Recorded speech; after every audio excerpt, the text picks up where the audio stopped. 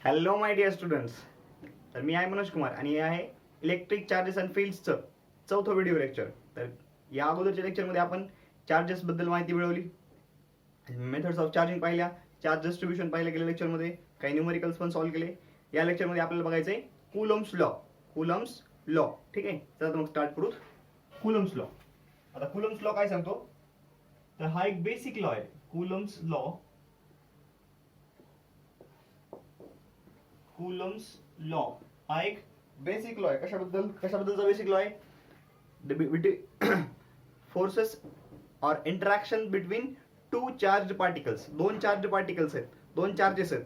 दोन चार्जेस मध्ये कशा प्रकारे इंटरॅक्शन होते, म्हणजे दोन चार्जेस आपण बघितलं, like charges repel each other, unlike charges attract each other, हे पाहिलं आपण. तर ते किती फोर्सेसना अट्रॅक्ट करतात किंवा किती किती फोर्सना त्यांना एकमेकांना रिपेल करतात. तर दोन चार्जेस मधला फोर्स ऑफ अट्रॅक्शन किंवा फोर्स ऑफ रिपल्शन सांगणारा हा कुलम्स लॉ आहे, ठीक आहे.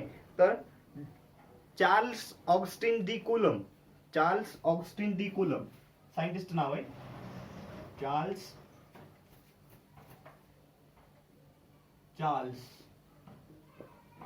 ऑगस्टिन डी कुलम या सायंटिस्टने काय केलं, या सायंटिस्टने एक टॉर्शन बॅलन्स तयार केलं. टॉर्शन बॅलन्स नावाचं इक्विपमेंट तयार केलं. टॉर्शन बॅलन्स नावाचं एक इक्विपमेंट तयार केलं. हे इक्विपमेंट काय करतं? हे इक्विपमेंट फोर्स मेजर करतं. काय करतं हे इक्विपमेंटचं? काय काम आहे? फोर्स मेजरमेंट, फोर्सची मेजरमेंट करते, ठीक आहे. हा, तर या इक्विपमेंटचा यूज करून त्यांनी काय केलं, या इक्विपमेंटचा यूज करून त्यांनी दोन चार्ज पार्टिकल्स मधला काय केला? फोर्स मेजर केला. दोन चार्ज पार्टिकल्स मधला फोर्स मेजर केला, ठीक आहे. ओके, आता आपल्याला बघायचंय की तो लॉ काय आहे, ठीक आहे. टॉर्शन बॅलन्स बद्दल आपल्याला जास्त काही बघायचं नाहीये, फक्त एवढं माहित असू द्या. टॉर्शन बॅलन्स हे काय एक इक्विपमेंट आहे ज्याचा यूज करून काय केलंय, कुलोमनी फोर्स मेजरमेंट केली. दोन चार्ज पार्टिकल्स मधला फोर्स ऑफ अट्रॅक्शन किंवा फोर्स ऑफ रिपल्शन मेजर केला. आता समजा लेट Q1, अगोदर फोर्स बघूत, अगोदर लॉ बघूत काय सांगतो, ठीक आहे. जसा याच्यामध्ये ग्रॅव्हिटेशन मध्ये जसा लॉ बघितला तुम्ही 10वीला, दोन मासिव्ह बॉडीज आहेत, दोन मासिव्ह बॉडीज आहेत. एका बॉडीचं मास m1 आहे, एका बॉडीचं मास m2 आहे, आणि त्यांच्यामधलं अंतर समजा m1 m2 आहे, ठीक आहे. हे दोन बॉडीज आहेत m1 m2 मासच्या, त्यांच्यामधलं अंतर आहे d. तर या दोन बॉडी मधला जो ग्रॅव्हिटेशनल फोर्स असतो तो डायरेक्टली प्रोपोर्शनल असतो product of their masses and inversely proportional to square of distance between them. बरोबर आहे, हे बघितलंय 10वीला झालं बघा तुम्हाला.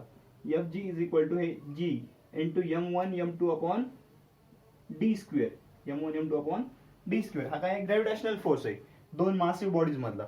हा काय असतो? नेहमी अट्रॅक्टिव्ह इन नेचर असतो, बरोबर आहे. हे तुम्ही 10th स्टँडर्ड मध्ये पाहिलेलं आहे.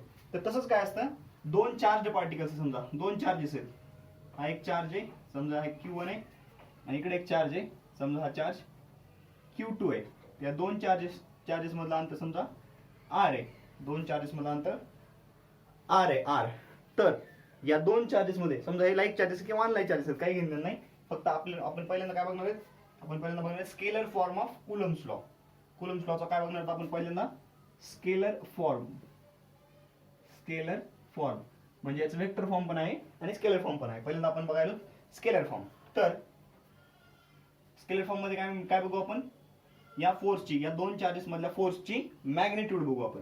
तर कुलमनी काय सांगितलं, कुलमनी काय केलं, टॉर्शन बॅलन्सचा यूज करून एक एक्सपेरिमेंट केला होता. त्याने काय केलं होतं, अननोन चार्जचा एक स्पियर घेतला, दुसरा अनचार्ज स्पियर घेतला, दोनला टच केलं, आयडेंटिकल स्पियर घेतले आणि दोन्हीने एकमेकांना टच केलं आणि ते एकमेकांपासून सेपरेट ठेवले आणि त्या टॉर्शन बॅलन्स मध्ये ठेवून त्यांच्यामधला फोर्स मेजर केला. आणि नंतर त्यांचं डिस्टन्स कमी करत नेलं, डिस्टन्स वाढवत नेलं, कमी करत नेलं. असं करून काय केलं त्यांनी, डिस्टन्सेस व्हॅरी केले. चार्जेस सेम ठेवले, डिस्टन्सेस व्हॅरी केले आणि फोर्स मेजर केला. त्यांना असं आढळून आलं की हा जो फोर्स आहे, हा फोर्स काय असतो? Force is inversely proportional to distance between them.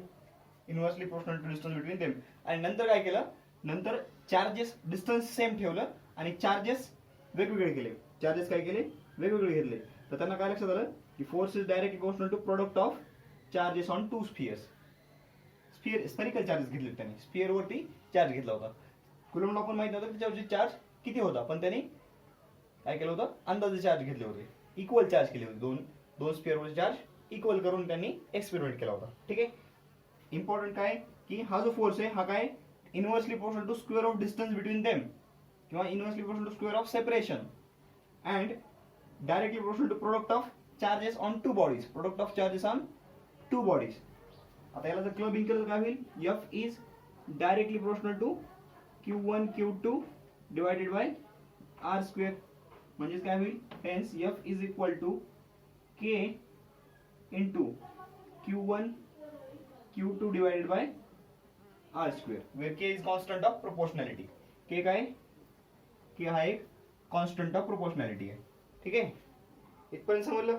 बघा इकडे जसा लॉ होता, जसा ग्रॅव्हिटेशन मध्ये लॉ आहे ग्रॅव्हिटेशनल फोर्सचा, तसा हा झाला इलेक्ट्रोस्टॅटिक फोर्स. हा कसला फोर्स आहे, हा electrostatic force between two charges आहे, हा gravitational force between two masses आहे. इथपर्यंत समजलं. ओके. आता पुढे बघा, हा जो ग्रॅव्हिटेशनल कॉन्स्टंट आहे, सॉरी ग्रॅव्हिटेशनल कॉन्स्टंट इकडे जसा ग्रॅव्हिटेशनल फोर्स मध्ये जसा ग्रॅव्हिटेशनल कॉन्स्टंट असतो, म्हणजे Newton's universal law of gravitation मध्ये तिकडे काय होतं, ग्रॅव्हिटेशनल कॉन्स्टंट होता, तसं इकडं हा कॉन्स्टंट ऑफ प्रोपोर्शनॅलिटी के आहे. ठीक आहे. ओके. हे बघू पुढे आपण. आता के काय लिहा इथं, where K is constant of proportionality, where K is constant of proportionality, where k is constant of proportionality. दिसते का, where k is constant of proportionality. ठीक आहे. आता बघा याच्यामध्ये आता k ची व्हॅल्यू जी असते, याची व्हॅल्यू डिपेंड्स अपॉन, k ची व्हॅल्यू कशावर डिपेंड असते, value depends upon system of units used and medium in which charges are kept. Medium in which charges are kept. medium ज्या मीडियम मध्ये चार्जेस ठेवले त्या मीडियम वर पण डिपेंड असते. medium in which charges are kept. Okay. ठीक आहे. आता के ची व्हॅल्यू इन सीजीएस सिस्टम म्हणजे ज्या सिस्टम मध्ये फोर्स कशामध्ये मेजर करतो, डाईन मध्ये, त्या सिस्टम मध्ये के ची व्हॅल्यू असते 1. के ची व्हॅल्यू काय असते 1. आणि इन एसआय सिस्टम के ची व्हॅल्यू असते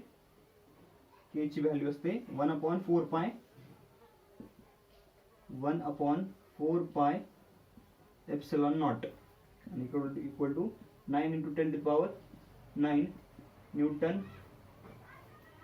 Newton meter square per coulomb square. Newton meter square per coulomb square. Coulomb चा C कॅपिटल, हा coulomb चा C कॅपिटल. ठीक आहे. हे झालं एसआय सिस्टम आणि हे झालं सीरीज सिस्टम मध्ये के ची व्हॅल्यू 1. इम्पॉर्टंट काय, हे इम्पॉर्टंट आहे एसआय सिस्टम मधली व्हॅल्यू. ठीक आहे. ओके. इथपर्यंत लिहून घ्या. Pause the video and note it down. एकदम सिंपल आहे, काय अवघड नाही याच्यामध्ये. हा चला लिहिलं इथपर्यंत. ओके. आता बघा, जर समजा हे कुठे आहे, आता हे जे आपण चार्जेस ठेवलेत, हे चार्जेस जे ठेवलेत, आता के ची व्हॅल्यू काय असते 1/4 pi इप्सिलॉन नॉट आहे. आता हे इप्सिलॉन नॉट काय बनणार आहे. ठीक आहे. इप्सिलॉन नॉट काय असतं, इप्सिलॉन नॉट वाचायचं कसं याला, इप्सिलॉन सांगितलं होतं काल पण, epsilon not.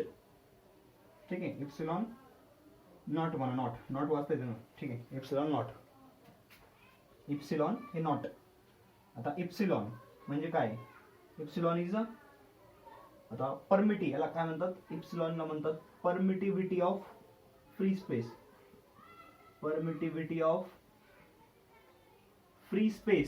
Free space or air. Permittivity of free space or air. ठीक आहे.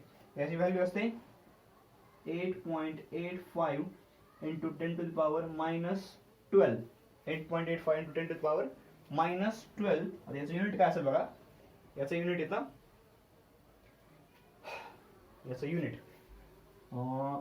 येईल coulomb square per newton metre square, coulomb square per newton metre square. ठीक आहे, coulomb square per newton metre square. समजलं? हे झालं आता परमिटिव्हिटी. आता हे झालं नाव झालं याचं. पण परमिटिव्हिटी म्हणजे ऍक्च्युअली मध्ये काय असतं, तर परमिटिव्हिटी म्हणजे काय असते, जे मीडियम असतं, ज्या मीडियम मध्ये चार्जेस ठेवलेले आहेत, ते मीडियम काय करतं, दोन चार्जेस, समजा हे चार्जेस आहेत, ठीक आहे, या चार्जेस मध्ये हे कुठलं तरी मीडियम आहे. आता इथं आपण काय घेतलं, इप्सिलॉन नॉट, म्हणजे परमिटिव्हिटी ऑफ फ्री स्पेस घेतली आहे. तर परमिटिव्हिटी म्हणजे काय असते की हे जे कुठलं मीडियम आहे, ज्या कुठल्या मीडियम मध्ये चार्जेस ठेवलेले आहेत, ते मीडियम काय करतं, या दोन चार्जेस मधला फोर्स डिक्रीज करण्याचं काम करतं. इलेक्ट्रिक फील्ड पुढे येणारच आहे. तर या दोन चार्जेस मधला इलेक्ट्रिक फोर्स म्हणजे इलेक्ट्रिक फील्ड डिक्रीज करण्याचं काम करतं. कोण? या मीडियमची जी स्वतःची फील्ड असते, स्वतःची जी प्रॉपर्टी असते, थोडक्यात ठीक आहे, परमिटिव्हिटी काय मीडियमची प्रॉपर्टी असते, ती काय करते, या दोन चार्जेस मधली इलेक्ट्रिक फील्ड कमी करते, म्हणजे इलेक्ट्रिक इंटरॅक्शन कमी करते, इलेक्ट्रिक फोर्स कमी करते, इलेक्ट्रोस्टॅटिक फोर्स या दोन चार्जेस मधला डिक्रीज करण्याचं काम करते. कोण? परमिटिव्हिटी. ठीक आहे, याला म्हणायचं परमिटिव्हिटी ऑफ फ्री स्पेस किती असते, 8.85 × 10⁻12 coulomb square per newton metre square. ठीक आहे, ओके. म्हणजे जर एअर मध्ये लिहायचं असलं आपल्याला, हे झालं इथपर्यंत. ठीक आहे, pause the video and note it down. एवढं लिहून घ्या एवढं, व्हिडिओला पॉज करा, लिहून दिसतंय सगळं क्लिअर एकदम? Okay, no problem. चला, लिहिला, पॉज केलं व्हिडिओला, लिहिलं. हां, चला मोड तुम्ही. आता बघा, फॉर एअर और फ्री स्पेस, आता आपण एअर आणि फ्री स्पेस एकच कन्सिडर करणार आहेत, कारण प्रॅक्टिकली एअर आणि फ्री स्पेस एकच कन्सिडर करतात. जरी नसलं तरी असं कन्सिडर करतो. फॉर एअर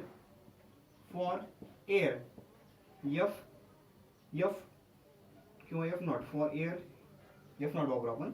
1 फोर्स काय असतो, 1/4 पाय, केची व्हॅल्यू काय आली, 4 पाय एप्सिलॉन नॉट इंटू हे Q1 Q2 by R square. हा झाला फोर्स, कशासाठी, एअरसाठी, त्याला electrostatic Coulomb's electrostatic force of attraction, किंवा इथं force of repulsion, like charges इथं म्हणून फोर्स ऑफ रिपल्शन म्हणून. ठीक आहे, आता समजा हे जर मीडियम असेल तर for any other medium other than air म्हणून, for medium other than air or vacuum, for medium other than air or vacuum. त्याच्यासाठी काय असतं, त्याच्यासाठी हे जे इप्सिलॉन नॉट आहे, इप्सिलॉन नॉटच्या काय ऐवजी काय येतं बघा, फोर्स येतो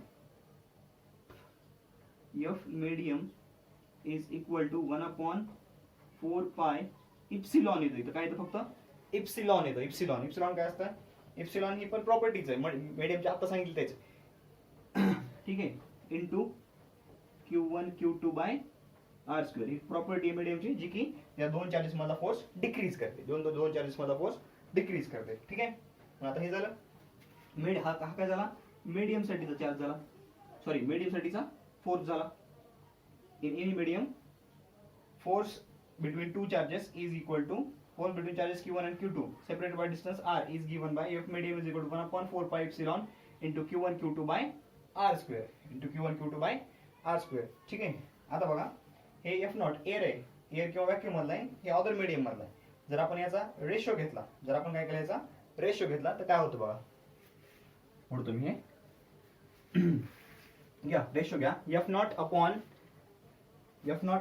F मीडियम करा. हे इक्वेशन 1 म्हणा, याला इक्वेशन 2 म्हणा, आणि 1 डिवाइडेड बाय 2 करा. 1 डिवाइडेड बाय 2 काय येईल, F not upon F medium is equal to, हे पण मोठं,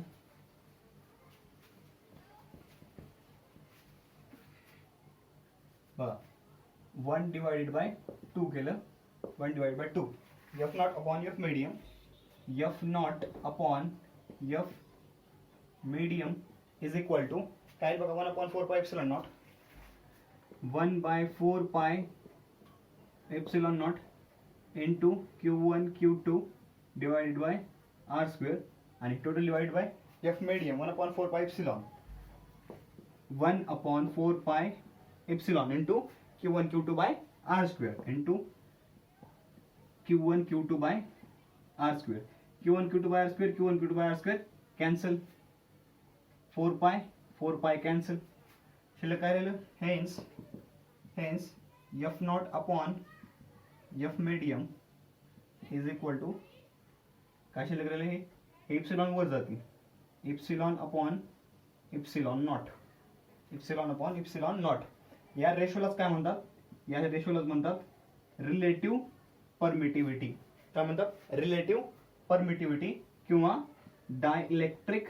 कॉन्स्टंट हा आत्ता लक्षात आलं असेल डायइलेक्ट्रिक कॉन्स्टंट काय असतो ठीक आहे चला बघा नसेल आलं तरी बघा F not upon F medium force in air or vacuum force in किंवा याला एअर म्हणा force in air or vacuum upon force in medium कुणामधला पण दोन इलेक्ट्रिक चार्जेस Q1 Q2 मधला ठीक आहे यांचा जो रेशो असतो त्याला काय म्हणतात रिलेटिव्ह परमिटिव्हिटी चार्जेस तेच आहेत एकदा फोर्स काढला एअर मीडियम असताना आणि चार्जेस तेच आहेत एकदा फोर्स काढला डिस्टन्स पण तेच आहे चार्जेस आणि डिस्टन्स तेच आहे एकदा फोर्स काढला एअर मीडियम मध्ये एकदा फोर्स काढला कुठल्या तरी दुसऱ्या मीडियम मध्ये आणि त्यांचा रेशो घेतला तर त्याला काय म्हणायचं त्याला म्हणायचं रिलेटिव्ह परमिटिव्हिटी किंवा डायइलेक्ट्रिक कॉन्स्टंट रिलेटिव्ह परमिटिव्हिटी और डायइलेक्ट्रिक कॉन्स्टंट काय म्हणतात रिलेटिव्ह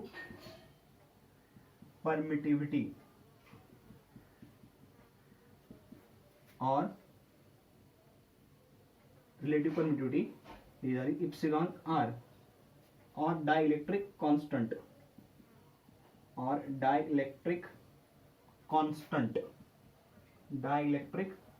कॉन्स्टंट के आणि याचं अजून एक नाव आहे काय सांगितलं होतं स्पेसिफिक इंडक्टिव्ह कॅपॅसिटी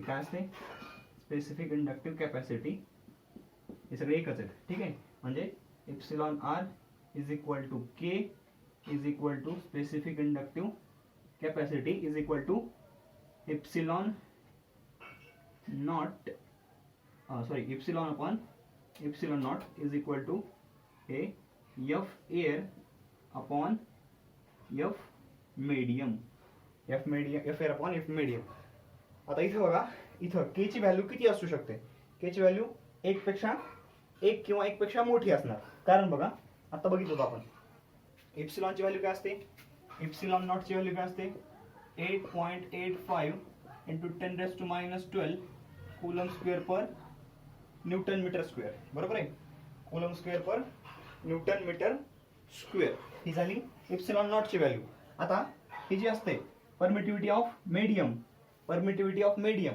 ही जी एप्सिलॉन जी आहे epsilon is always greater than epsilon naught म्हणजे हे 8.85 into 10⁻12 पेक्षा काय असते एप्सिलॉन परमिटिव्हिटी ऑफ मीडियम काय असते जास्त असते आता एप्सिलॉन बद्दल थोडं लिहू एप्सिलॉन काय असते epsilon is the property of medium which permits its own medium, its own field म्हणू its own field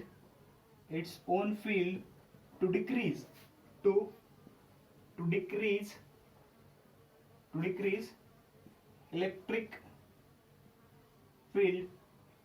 electric field between electric interaction field between charges electric interaction between charges which decrease electric interaction field म्हणू interaction आपण field बघितलं नाही which decrease electric interaction between charges ठीक आहे field बघू पुढल्या lecture मध्ये field बघायचे एक दोन लेक्चर लागतील का इथपर्यंत समजलं ओके काय डाऊट आहे एनी डाऊट हां चला बघा मग पुढे आता इथपर्यंत समजलं ओके हे लिहून घ्या pause the video and note it down पुढे काय मग हे समजलं एअर आणि व्हॅक्यूम साठी काय असतो F not 1/4 pi epsilon not Q1 Q2 by R square आणि मीडियम साठी काय असतो F medium equal 1/4 pi epsilon Q1 Q2 by R square इथं एअर साठी म्हणलं की एप्सिलॉन नॉट, मीडियमसाठी म्हणलं की एप्सिलॉन. ठीक आहे. आणि एप्सिलॉन आणि एप्सिलॉन नॉट मध्ये कोण मोठं कोण असतं? Epsilon is greater than epsilon not. मग त्याच्यामुळे काय होईल? त्याच्यामुळं एफ मध्ये काय रिलेशन असेल? एफ मध्ये काय रिलेशन असेल? एफ मध्ये काय रिलेशन असेल बघा. आता बघा, epsilon is greater than epsilon naught, बरोबर आहे. Hence F naught is greater than F असेल. F naught is greater than F असेल, बरोबर आहे. एप्सिलॉन मोठा आहे इथं बघा. ई आर काय आहे? Epsilon R.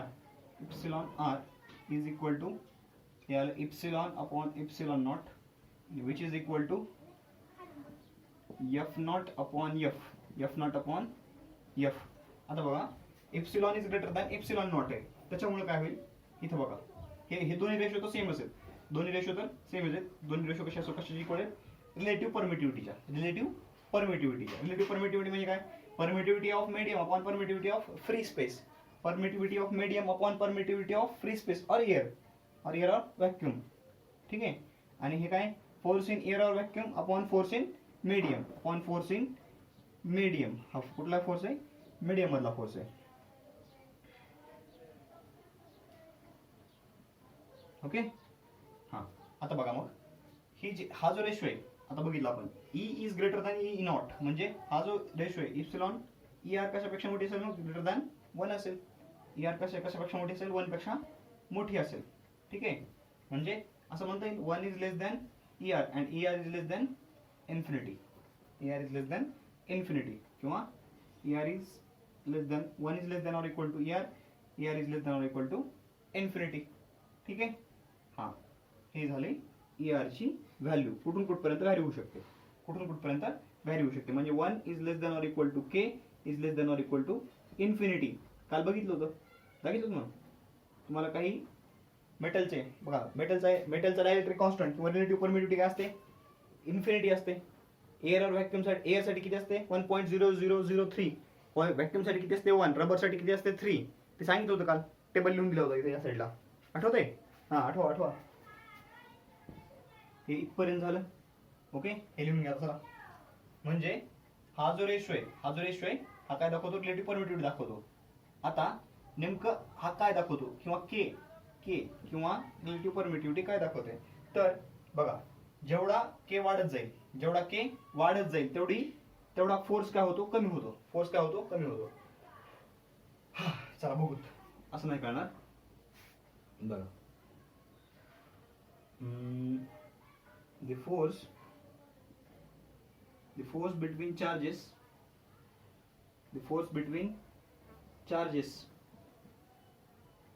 Q1 and Q2 kept in a medium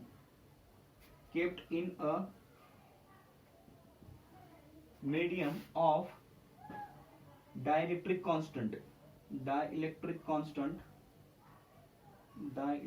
constant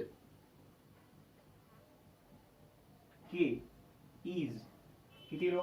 बघा, के ची व्हॅल्यू किती असते? ई आर म्हणजेच काय? के आहे. के इज इक्वल टू काय? E upon epsilon naught. म्हणजे एप्सिलॉन किती येईल? के इंटू एप्सिलॉन नॉट, बरोबर आहे. मग आताच बघितलं होतं, मीडियमचा फोर्स किती असतो? 1/4 epsilon into Q1 Q2 by R square.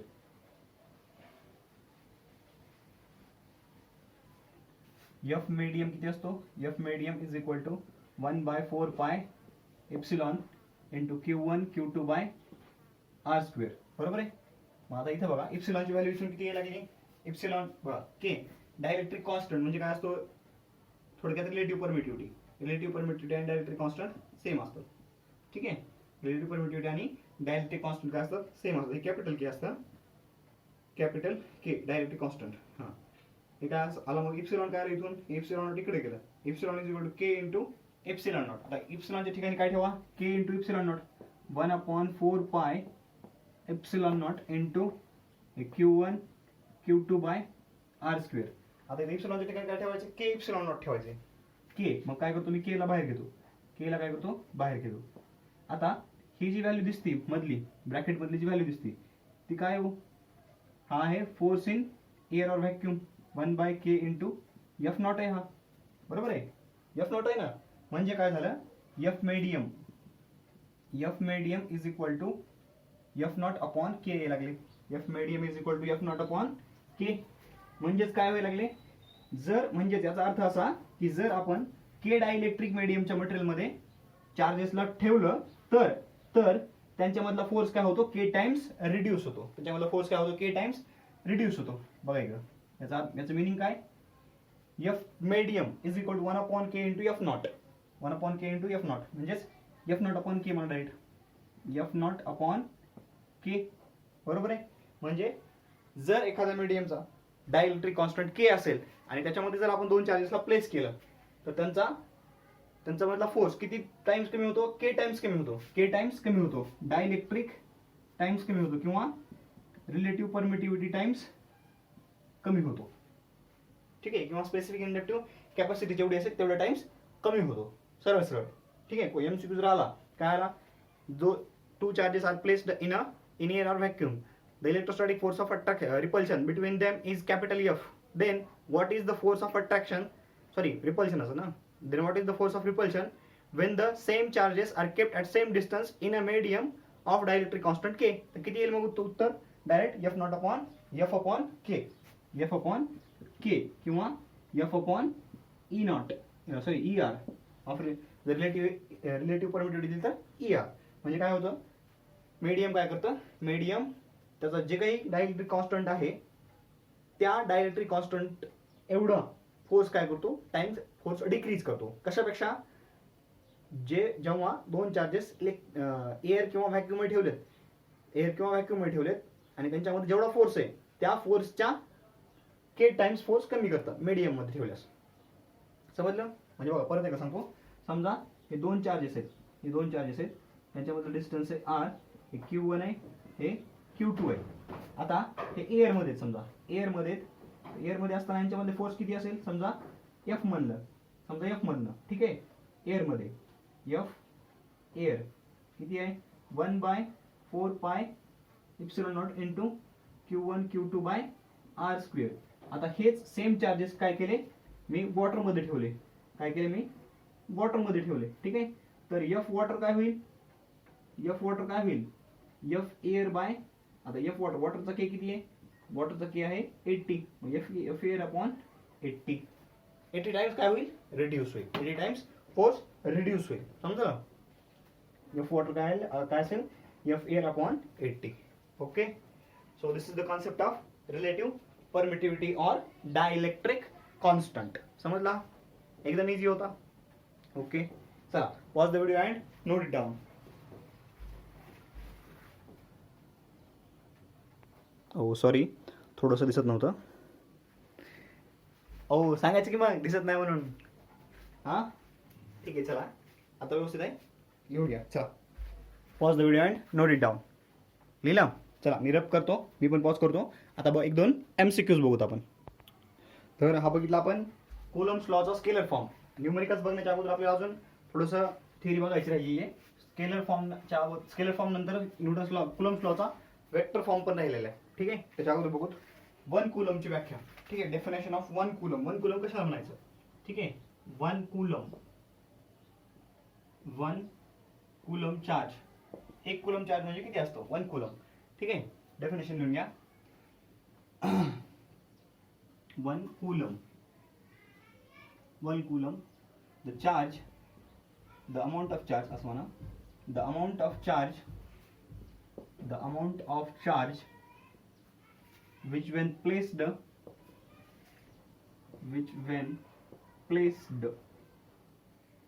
at a distance of 1 meter, at a distance of 1 meter, at a distance of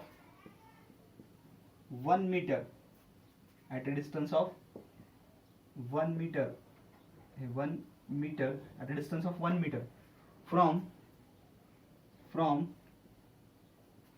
another charge,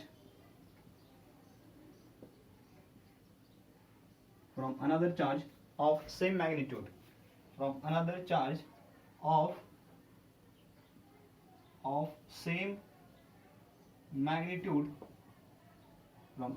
of same magnitude in air or vacuum, in vacuum म्हणा, in vacuum experiences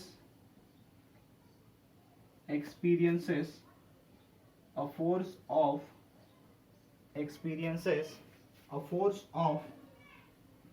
9 into 10 to the power 9 Newton.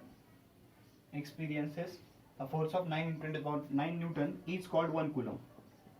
Is called 1 coulomb. आता बघा 1 coulomb charge म्हणजे किती, एवढा force आहे. Force किती आहे, force किती एक्सपिरियन्स व्हायला लागलाय, 9 into 10 to the power 9 Newton. 9 into 10 to the power 9 Newton. हा फोर्स जो असतो हा इक्विव्हॅलंट आहे 10 मिलियन टन एवढ्या लोडच्या. किती, 10 मिलियन टन लोडच्या इक्विव्हॅलंट आहे हा लोड. 10 million ton. 10 मिलियन म्हणजे 10 to the power 6, टन म्हणजे 10 to the power 3, 10 to the power 3. ठीक आहे, एवढ्या 10 मिलियन टनच्या इक्विव्हॅलंट आहे. आणि हे बघा एका ट्रकचा लोड किती असतो, 1 ट्रक लोड, एका ट्रकचा लोड असतो 10 टन. 10 टन म्हणजे जवळपास 10 मिलियन टनचा लोड आहे हा. किती, 10 मिलियन टन म्हणजे 10 मिलियन ट्रक्सचा लोड आहे, म्हणजे 10 लाख ट्रकचा लोड आहे हा. तेवढा फोर्स आहे, इतका लार्ज फोर्स आहे की 10 लाख ट्रकचा लोड आहे. एक नॉर्मल ट्रक जे असते, नॉर्मल ट्रक मध्ये जे वजन भरतात एक टन मध्ये किती असतं, 1000 केजी असतं. आणि एका ट्रक मध्ये नॉर्मली 10,000 केजी म्हणजे थोडक्यात 10 टन लोड बसलेला असतो. 10 टन लोड बसलेला असतो. ऊसाची ट्रक पाहिलेली आहे, खचाखच भरली आहे, वर पण ऊस, त्याच्यात कॅरियर असतं ना, गुड्स कॅरियर, कॅरियरच्या वर पण ऊस असतो. तर ती ट्रक भरते, ओव्हरलोडेड ट्रक भरते 15 टनची. ओव्हरलोडेड ट्रक किती भरते, 15 टनाची. आणि नॉर्मली जर भरली तर 10 टनाची भरते. तर अशा 10 मिलियन टन ट्रकच्या लोड बरोबरचा हा फोर्स आहे. म्हणजे प्रॅक्टिकली हा काय खूप लार्ज फोर्स आहे. Practically it is a very very huge force. Practically it is a very very very very large force. And hence in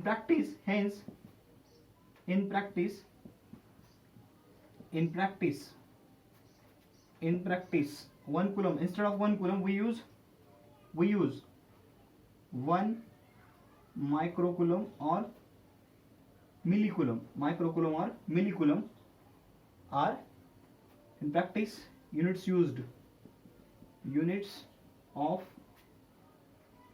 charge.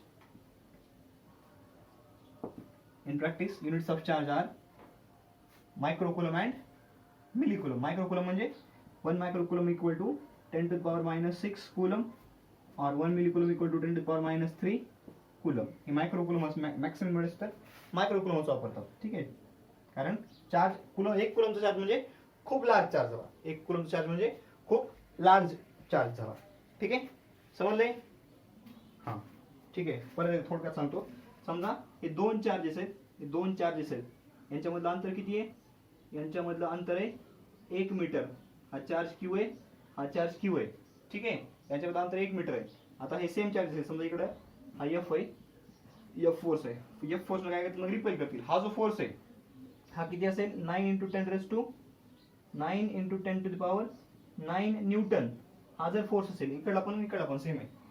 तर ह्या चार्जची व्हॅल्यू किती असते, या चार्जची व्हॅल्यू असते 1 कुलम. दोन्ही each charge is of 1 coulomb. Each charge is of value 1 coulomb. समजलं? 1 coulomb. Okay, चला video pause करा, लिहून घ्या. Pause the video and note it down. तोपर्यंत मी पेनाला क्षय पाजतो. ओके, झालं लिहून तुमचं. चला आता बघायचंय Coulomb's law in vector form. Title टाका, Coulomb's law in vector form. टाकलं title, Coulomb's law in vector form.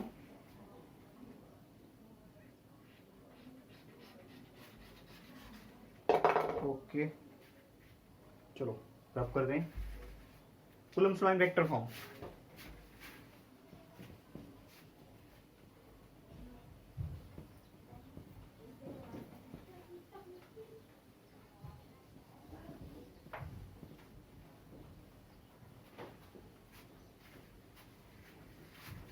Coulomb's law in vector form. हा बघितला आपण स्केलर फॉर्म. काय बघितला? हा बघितला स्केलर फॉर्म. आता बघायचा आहे vector form. Coulomb's law vector form. Vector form. समजा इथे एक चार्ज आहे Q1 आणि R डिस्टन्स वर चार्ज आहे इथं Q2. हे दोन्ही पॉझिटिव्ह चार्जेस आहे. समजा हे दोन्ही कसे समजा पॉझिटिव्ह चार्जेस. ठीक आहे. ओके. आता यांच्यामध्ये डिस्टन्स आहे R. यांच्यामध्ये डिस्टन्स किती आहे? R डिस्टन्स आहे. तर यांच्यामधला फोर्स कसा मिळतो? F is equal to K into Q1 into Q2 by R square. F is equal to K into Q1 Q2 by R square. हा जर यांच्यामधला फोर्स. पण हा आता स्केलर फॉर्म होता. आपल्याला काय पाहिजे? डायरेक्शन पाहिजे. F बार काढायचा आहे. ठीक आहे. F बार काढायचा आहे. आता F बार कसा काढणार मग बघा. आता याच्यामध्ये काय असतं? रिपल. हे दोन्ही लाईट चार्जेस म्हणजे काय करतील? एकमेकांना रिपेल करतील. म्हणजे हा झाला फोर्स चार्ज 1 म्हणून आणि हा 2 आहे. F12 म्हणजे 1 charge. Force on charge 1 due to charge 2 कसा असेल? लेफ्टला असेल. आणि force on charge 2 due to charge 1 या डायरेक्शनला असेल. बरोबर आहे. आता आपल्याला काढायचं आहे F12 काढायचा समजा. ठीक आहे. F12 काढायचा आहे. तर आपल्याला हा जो R आहे हा दोन प्रकारे घेता येतो. कसा? एक तर बघा जसं फोर्सची डायरेक्शन आहे. फोर्सची डायरेक्शन इकडे आहे F12. तसं ही झाली. हा झाला वेक्टर R12 आणि इकडला वेक्टर झाला R21. आता R12 आणि R21 चे मिनिंग काय असतं? R12 आणि R21 चं मिनिंग काय असतं? तर इथं बघा R12 F नंतर बघू. आता F हे माहिती आपल्याला. ठीक आहे. इकडे लिहितो मी R12 म्हणजे R12 R1 minus R2 R1 minus R2 म्हणजे vector directed from 2 to 1. Vector directed from 2 to 1 असं NCERT नुसार सांगायला लागलो. NCERT नुसार सांगायला लागलो. वेगळ्या पुस्तकात याचंच मिनिंग उलट पण असू शकतं. ठीक आहे. तुम्ही एवढं लक्षात ठेवा. NCERT नुसार आहे हे R12 म्हणजे काय? Vector directed from R vector. कसा आहे? R vector directed from 2 to 1. 2 to 1 दोन कडून एक कडे. दोन कडून एक कडे डायरेक्टेड आहे. आणि R21 1 to 2 to 1 to 2 कडे. 1 to 2. लक्षात आलं? हे असं आहे. आणि F12 म्हणजे काय? F bar. F12 force on charge 1 charge Q1 due to Q2 force on charge Q1 due to Q2. समजलं मिनिंग? F12 चं मिनिंग समजलं? Force on charge Q1 due to charge Q2. Force on charge Q1 due to Q2. कुणावरचा charge? हे on आहे. On पहिलं जे letter सांगतो ते काय सांगतो? कुणावरचा चार्ज आहे. कुणावर फोर्स लागायला लागलाय. आणि दुसरं सांगतं कुणामुळे लागायला आहे. By whom. ऑन आणि बाय. ठीक आहे. कुणामुळे लागायला लागलाय. आणि हे पहिलं लेटर काय सांगतं? पहिलं नंबर काय सांगतो? कुणावर फोर्स लागायलाय. दुसरं लेटर काय सांगतो? कुणामुळे कोण फोर्स लावायला लागले. कोण. हे कुणावर फोर्स लागायलाय. हे कोण लावायला लागले. ठीक आहे. समजलं? हा. Force on charge 1 due to charge 2. तसंच इथं काय? R12 vector R directed from 2 to 1. कोणत्या डायरेक्शनला? 1 च्या डायरेक्शनला. कुणाकडून? 2 कडून. ठीक आहे. Towards 1 from 2. हे पहिलं लेटर सांगतं टुवर्ड्स आणि हे फ्रॉम. लक्षात आलं? ओके. चला मग बघा आता हे लिहायचंय मला. F12 बार लिहायचं आहे. F12 बार लिहायचं आहे. तर कसं लिहिणार? K into Q1 into Q2 divided by R square into R cap. पण आता इथं काय? R12 आहे म्हणजे काय वेक्टर काय घ्यावं लागेल इथं? R12 आणि इथं पण R12 कॅप घ्यावं लागेल. आता बघा R12 कॅप आपण कसं शिकलो? वेक्टर आठवा थोडासा. Unit vector of A bar कसा असतो? ए कॅप दाखवतात. ए कॅप काय? Unit vector of A is equal to A bar upon magnitude of A bar. मग कशी घेणार याला घेणार असं F12 bar is equal to K Q1 Q2 divided by हे R12 स्क्वेअर इंटू ह्याला काय लिहिता येते R12 bar divided by magnitude of R12 बार. हे R12 बार R12 काय ना मॅग्निट्यूड ऑफ R12 काय सेम असतं. ओके, ह्यालाच कसं लिहिता येतं मॅग्निट्यूड ऑफ ए बारलाच कसं लिहितो आपण सिम्पली ए म्हणजेच काय असतं मॅग्निट्यूड ऑफ ए बार म्हणजे हे दोन्ही काय सेम आहेत. हे दोन्ही सेम आहेत म्हणजे आपल्याला असं लिहिता येतं hence F12 is equal to आता बघा हे R12 कुठे आहे F12 च्या डायरेक्शनला हे R12 आहे. ठीक आहे म्हणजे काय झालं हे झालं K Q1 Q2 divided bye R12 चा क्यूब झाला हा हे स्क्वेअर आहे आणि इथं R हेच पॉवर किती 1 R12 स्क्वेअर आहे इथं पॉवर 1 आहे 2 + 1 3 आणि इथं R12 बार.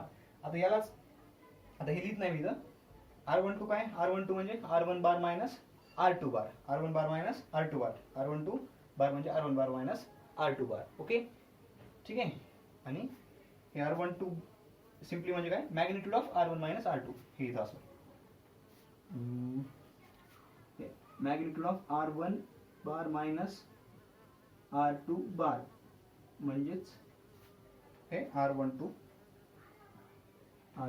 ठीक आहे R12 म्हणजे काय magnitude of R1 bar minus R2 बार. समजलं अगोदर हे लिहा नंतर हे लिहा. ठीक आहे समजलं इथपर्यंत. मग हे झाले हा झाला फॉर्म्युला कशाचा force Coulomb's force by vector Coulomb's force in vector form. हा काय झाला फॉर्म्युला ऑफ कुलम्स फोर्स हे काय electrostatic force coulombs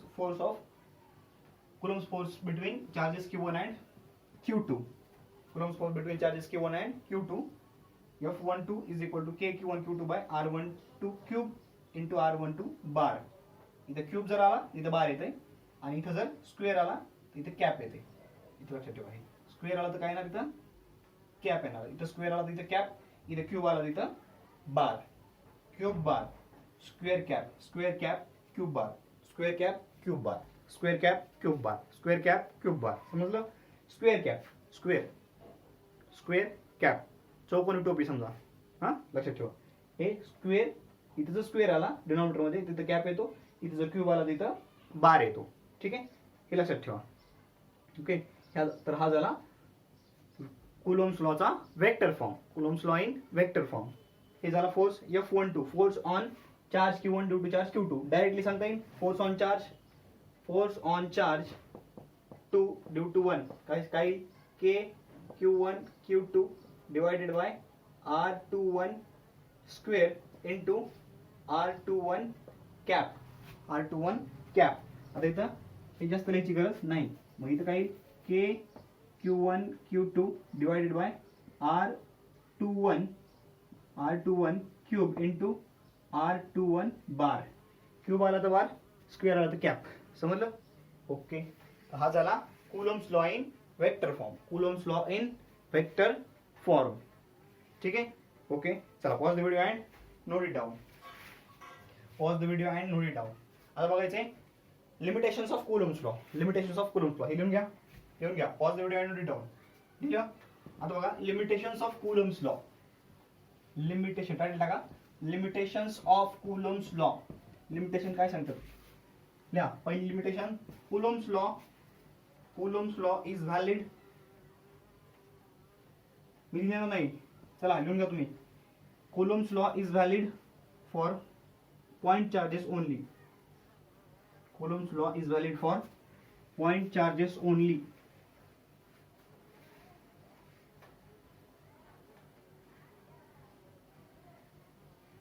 Coulomb's law is valid for point charges only. लिहिल्या limitations of Coulomb's law. Limitations of लिहिणारच नाहीत.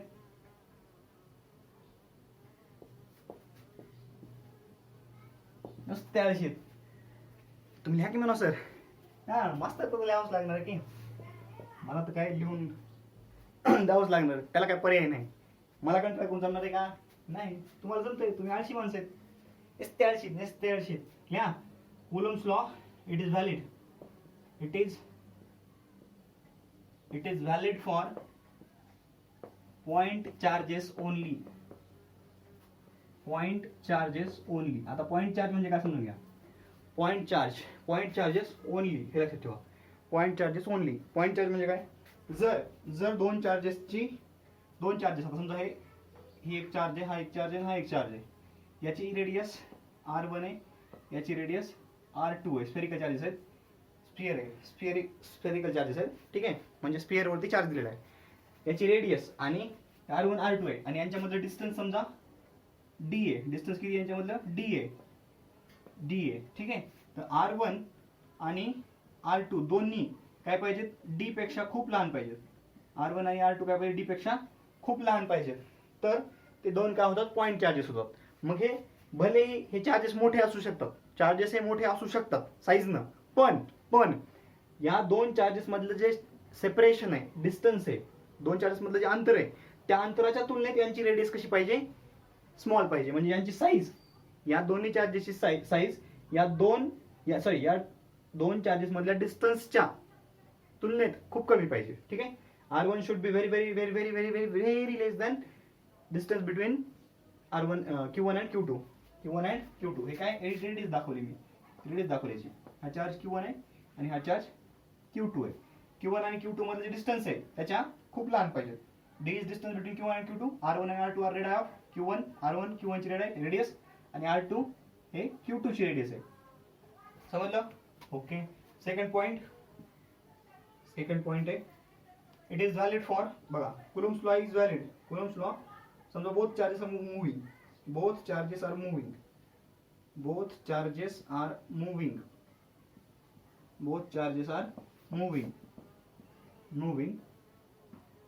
Coulomb's law is not valid. अशा कंडिशनसाठी Coulomb's law valid नाही. जर दोन्ही चार्जेस मुव्हिंग आहेत, समजा हे दोन चार्जेस आहेत, दोन्ही मूव्ह व्हायला लागले, कोणत्या डायरेक्शनला मूव्ह द्या? अपोजिट मूव्ह होऊ द्या, एकमेकांच्या अपोजिट मूव्ह द्या, असे मूव्ह द्या किंवा असे मूव्ह द्या, एकमेकांच्या अपोजिट कोणत्या डायरेक्शनला मूव्ह झाले किंवा सेम डायरेक्शनला मूव्ह झाले तरी काही घेणं नाही. पण जर दोन्ही चार्जेस मूव्ह होत असतील तर Coulomb's law ऍप्लिकेबल नाही. ठीक आहे, आणि मग ऍप्लिकेबल कधी आहे, व्हॅलिड कधी आहे? if one charge is moving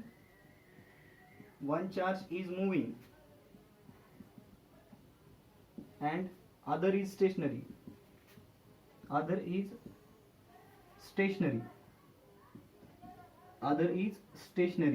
valid आहे का? हो, व्हॅलिड आहे. ठीक आहे, इथं नॉट व्हॅलिड, इथं व्हॅलिड आहे. ठीक आहे, both are valid. Both are at rest किंवा both are stationary. both are म्हणजे both charges are stationary. तर काय इथं पण हा लॉ व्हॅलिड आहे. दोन्ही रेस्टला आहेत तर व्हॅलिडच आहे. इथं काही प्रॉब्लेमच नाही. बोथ आर स्टेशनरी, त्यावेळेस काही प्रॉब्लेमच नाही. पण दोन्हीपैकी एक जर मुव्हिंग असेल तरी सुद्धा लागू होतो. पण दोन्हीही मुव्हिंग असतील तर लागू होणार नाही. दोन्हीपैकी एक मुव्हिंग असेल तर चालतो. दोन चार्जेस मधला एक चार्ज जर मुव्हिंग असेल तर Coulomb's law व्हॅलिड आहे. पण दोन्ही जर मुव्हिंग असतील तर Coulomb's law व्हॅलिड नाही.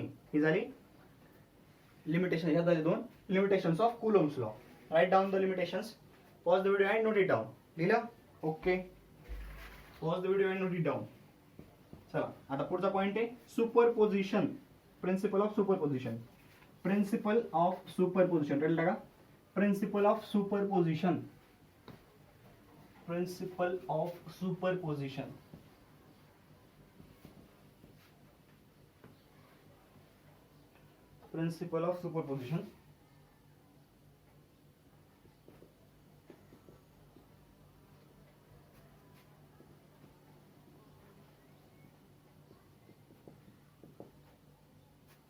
ऑफ चार्जेस म्हणा. चार्जेस काय? ठीक आहे, principle of superposition of charges. समजा इथे एक चार्ज आहे Q1 आणि इथे एक चार्ज आहे हा Q2. ठीक आहे, आता या दोन चार्जेस मधला फोर्स Q1 Q2 काही डिस्टन्स काहीतरी असेल, समजा R आहे डिस्टन्स. ठीक आहे, या दोन मधला डिस्टन्स आहे R. ठीक आहे, याच्यामधला जो फोर्स आहे दोन्ही मधला फोर्स F काय असेल? K into Q1 into Q2 by R square. संपलं. स्केलर फॉर्म मध्ये सांगायला लागलो मी, स्केलर फॉर्म मध्ये सांगायला लागलो. ठीक आहे. आता समजा काय केलं, हाच चार्ज इथे हे Q1 आहे आणि हा इथं होता Q2. पण आता काय केलं मी, इथं तिसरा चार्ज आणून ठेवला Q3. तिसरा चार्ज आणून ठेवला Q3. तर आता काय म्हणू, फोर्स F12 म्हणू. F12 म्हणजे Q1 आणि Q2 मधला फोर्स. Q1 आणि Q2 मधला फोर्स. आता हे अंतर तेवढंच आहे, हे Rच आहे. ठीक आहे, हे Rच आहे. ठीक आहे, किंवा R12 म्हणूया आपण, R12 म्हणू. ठीक आहे, ओके. आता बघा, हा जो फोर्स आहे हा आत्ता सुद्धा म्हणजे Q3 या दोन्हीच्या मध्ये ठेवलाय. तरी सुद्धा Q1 आणि Q2 मधला फोर्स किती असेल, K Q1 Q2 by R12 square, हे R12. ठीक आहे. म्हणजे काय, याचा अर्थ काय, तर दोन चार्जेस मधला जो फोर्स आहे तो फोर्स तिसरा चार्ज त्या दोन्हीच्या मध्ये आल्यामुळं डिस्टर्ब होत नाही. तो अनडिस्टर्ब राहतो, सेम राहतो, कॉन्स्टंट राहतो, चेंज होत नाही. ठीक आहे, लक्षात आलं काय म्हणलोय. दोन चार्जेस मधला जो फोर्स आहे, दोन चार्जेस आता इथं दोनच चार्जेस ओके, चार्जेस जी बुबडी वळायला लागली. Q1 आणि Q2 दोनच चार्जेस आहेत. इथं तिसरा चार्ज कुठलाच नाही, त्यावेळेस त्यांच्यामध्ये फोर्स किती होता, F12 K Q1 Q2 by R12 square. आता काय केलं, तिसरा चार्ज आणला Q3 चार्ज आणल्यानंतर सुद्धा Q1 आणि Q2 मधला फोर्स पहिल्या एवढाच राहिला, F12 equal to K Q1 Q2 by R12 square. ही एक प्रकारे झाला, हे समजून सांगा. अजून दुसऱ्या प्रकारे बघा, हे कळलं म्हणजे काय होतं, दोन चार्जेस मध्ये तिसरा चार्ज आणल्यामुळं पहिल्या दोन चार्जेस मधला फोर्स डिस्टर्ब होत नाही. ठीक आहे, ओके. असं एक प्रकारे सांगता येतं. हे झालं प्रिन्सिपल ऑफ सुपरपोजिशनचा एक फॉर्म झाला, एक फॉर्म. ठीक आहे, वाटत लिहून घ्या. The force between two charges remains same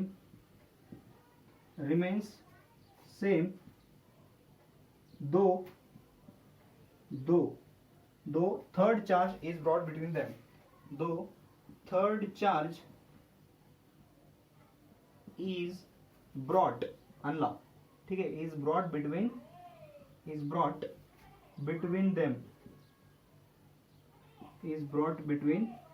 them. ठीक आहे, दोन चार्जेस मधला फोर्स तिसरा चार्ज आणल्यानंतर सुद्धा काय राहतो, अनडिस्टर्ब राहतो. हे एक झालं. ओके, लिहून घ्या. चला, pause the video and note it down. आता बघा, आता अजून वेगळ्या प्रकारे याला सांगता येतं. ठीक आहे, चला. आता बघा, हा झाला 1 वरचा फोर्स ड्यू टू 2. आता तिसरा चार्ज पण काय करेल, 1 वरती फोर्स लावेल. R13 डिस्टन्स समजा, काय होईल, F13 काय असेल, K Q1 Q3 divided by R13 square. आता एक असेल बघा, हे लाईक चार्जेस समजा, हा फोर्स कसा असेल, हा रिपल्सिव्ह आणि हा पण रिपल्सिव्ह आहे. म्हणजे काय झाला, या डायरेक्शनला काय F13 सॉरी असं नाही ना, असा फोर्स येईल Q1 वरती. कसा फोर्स येईल, हे असा फोर्स येईल इकडं या डायरेक्शनला, सरळ असंच. ओके, हा काय झाला F13 आणि F12 कसा असा येईल, असा F12 असा आला. ओके, F12 1 वरती चार्ज लावला कोणी, 2 न या डायरेक्शनला, along line joining Q1 and Q2, important काय, इथं हा जो फोर्स आहे, कुलम्स फोर्स जो असतो Q1 आणि Q2 मधला, कोणत्याही दोन चार्जेस मधला फोर्स, तो कसा असतो, along the line joining the two charges, त्या लाईनच्या अलॉंग असतो. ठीक आहे, हे इम्पॉर्टंट पॉईंट सांगत राहिला होता. ठीक आहे, आता Q1 वर charge on force on Q1 due to Q2 कसा असेल, असा इकडं, कारण हे लाईक चार्जेस रिपेल करतील. आणि Q3 न Q1 वर फोर्स कुणामुळं, force on Q1 due to Q3 कसा असेल, along the line joining Q1 and Q3 away from Q1 असा. ठीक आहे, आता या दोन्हीवरचा टोटल फोर्स, आता बघा मला काय करायचंय, net force acting on Q1.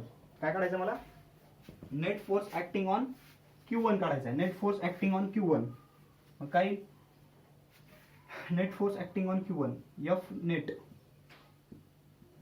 काढायचा आहे 1 वरचा. ठीक आहे, F net acting on first charge.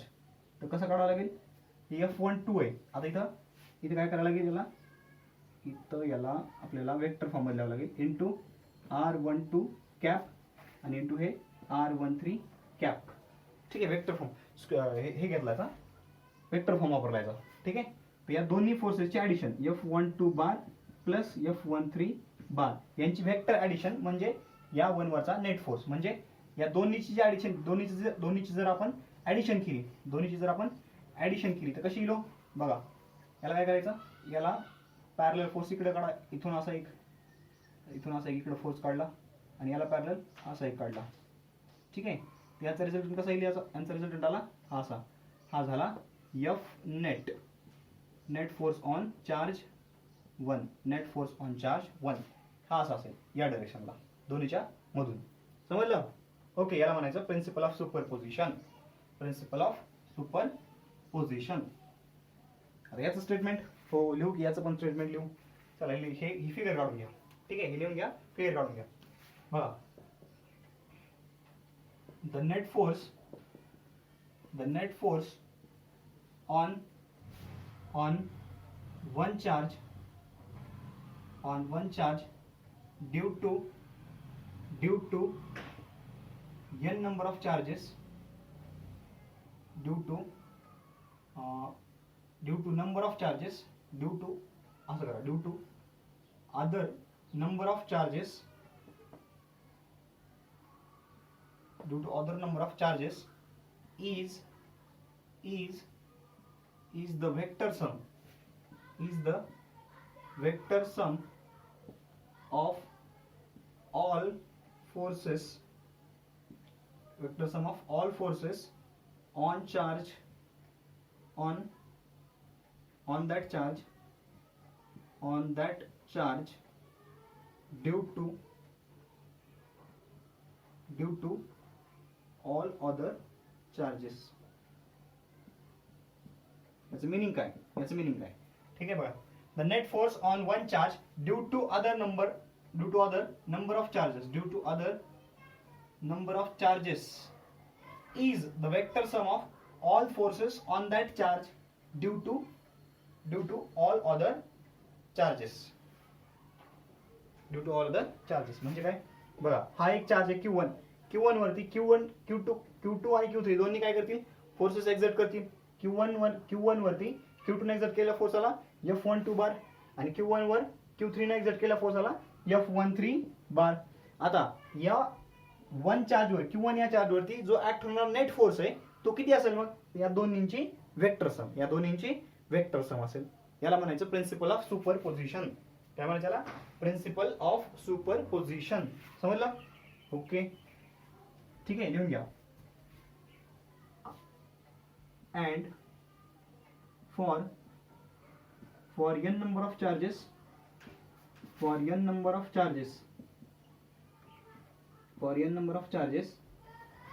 on first charge F1 bar is equal to F12 bar plus F13 bar plus F14 bar plus and so on plus F1n bar. n number of असतील तर सगळ्यांचीच vector addition करायची. याला म्हणायचं principle of superposition of charges. ठीक आहे, लिहिलं? Okay, आता याच्यामध्ये काय करायचं, याच्यामध्ये वेक्टर वापरायचं. वेळ होते का भरपूर? याच्यामध्ये वेक्टर वापरा, एवढंच पॉईंट घेतो. याच्यामध्ये वेक्टर वापरा. वेक्टर काय वापरायचं बघा, दोन चार्जेसची सम काढायची. कशी काढणार, दोन चार्जेसची सम काढायची. तिथे काय करायचं, हे लिहिलं? ओके, लिहिलं? चला बघा, इकडे लक्ष द्या. सम ऑफ टू फोर्सेस, मॅग्निट्यूड काढायची. Net force, magnitude of net force कशी काढणार, मॅग्निट्यूड ऑफ नेट फोर्स. समजा हे इकडे एक F1 आहे आणि इकडे एक F2 आहे. ठीक आहे, तर हे आपण पॅरलोग्राम लॉ काढलं होतं ना, सेम तेच वेक्टर मध्ये वापरला पॅरलोग्राम लॉ. तर हा आला F नेट, याचा F नेट आला F1 F2. हा टोटल अँगल थीटा आहे आणि हा अँगल आहे अल्फा. ठीक आहे.